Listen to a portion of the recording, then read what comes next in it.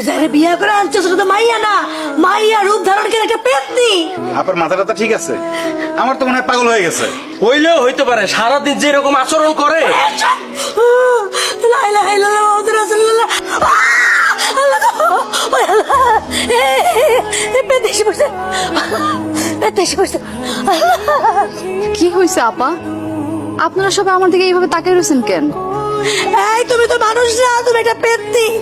এখনো সময় আছে, তুমি শিকার জমি না, তুমি শিকার যাও, তুমি যে একটা মানুষ রূপে পেতনি। আপনি এসব কি কইতেছেন আপা?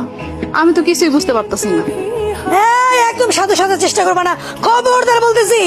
সবার চোখে ফাঁকি দিলেও তুমি আমার চোখে ফাঁকি দিতে পারবে না। আমি কিন্তু জানি না কিছু তোমার আসল রূপ। খবরদার এখনো শিকার যাও, তুমি যে একটা মানুষ রূপে পেতনি, শিকার যাও কইলাম। আহা আপা, তুমি এসব কি বলতেছো? কি দেখতে কি দেখছো আর কি বলতেছো? তোমার মাথাটা মনে হয় পুরাই গেছে। এই মীরা, চলো তো ঘরে চলো। আচ্ছা ঠিক আছে, বুঝতে পারছি। ও যদি পেতনি হয়ে থাকে তাহলে তো 2 দিন আগে আর পরে ধরা তো খাইবই। চলো আমরা ঘরে যাই, চলো। তুমি এভাবে কান্না করলে আমার ভালো লাগে না। আপনি বিশ্বাস করেন, আমি কিছুই করি নাই।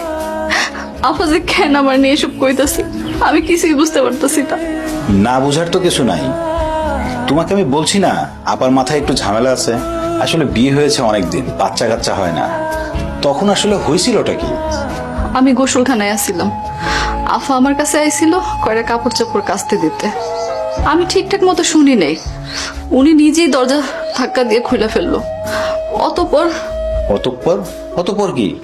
তারপর নিজেই বিকট একখান আওয়াজ করে এমন জোরে চিল্লানি দিয়ে দৌড় দিল, আমি তো কিছুই বুঝতে পারলাম না। আপনি বিশ্বাস করেন, আমি ভূত পেতনি কিছুই না, আমি জলজন্ত একখান মানুষ। আমি যদি নিজের চোখে নাই দেখতাম তাহলে আমি এত ভয় পাইতাম?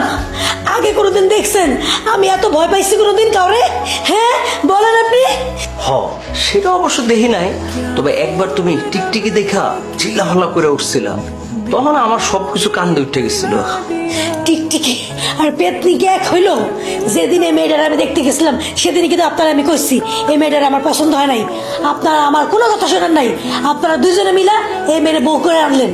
আরে ভূত পেতনি থাকে গাছে গাছে, এখন আপনারা ভূত পেতনি ঘরে নিয়ে আসছেন। একটা ব্যবস্থা আমরা করব। ও বাবা রে, আমারে বাঁচাও, আমি মরে গেলাম। কাজল, আমারে বাঁচাও। হয়েছে কি আপনার? আর আপনার মাথা চুল কই? পেতনি, পেতনি, ওটা তো বউ না, ওটা পেতনি। কইছিলাম না আমি আপনাদের, কইছিলাম না ও একটা মানুষ না পেতনি? আপনারা তো কেউ আমার কথা বিশ্বাস করা নাই, এখন বিশ্বাস হয়েছে? না না, তুমি মিছা কথা কও নাই, তুমি একদম হাসা কথা কইছো। আমি কবির দেখা করার লেগে রুমে গেছিলাম, যায় দেখি ওই পেতনিটা বুইরা খাড়া রইছে।